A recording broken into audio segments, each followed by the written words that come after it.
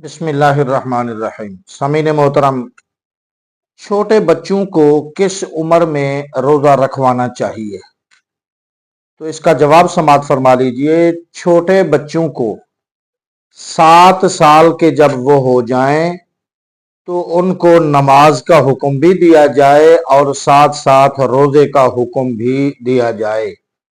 یہ ماں باپ کی ذمہ داری ہے کہ اپنے بچوں کو 7 سال کی عمر میں نماز کی عادت ڈالیں، روزے کی عادت ڈالیں، ان کو وضو کا طریقہ سکھائیں، ان کو نماز کے آداب سکھائیں، روزے کے طریقہ سکھائیں، روزے کے آداب سکھائیں۔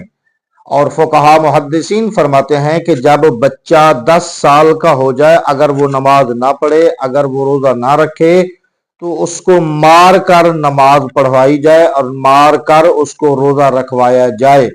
لیکن اگر وہ روزہ رکھنے کی طاقت رکھتا ہو تو، یعنی اگر اس کو کوئی بیماری یا اتنی کمزور نہ ہو بچہ کہ وہ روزے کو پورا نہیں کر سکے گا، تو پھر وقفے سے ایک روزہ رکھایا، 2 دن 3 دن چھٹی کرا لی، پھر چوتھے دن رکھوا لیا، پھر اس طرح 4 5 دن چھٹی کرا کے پھر رکھوا لیا۔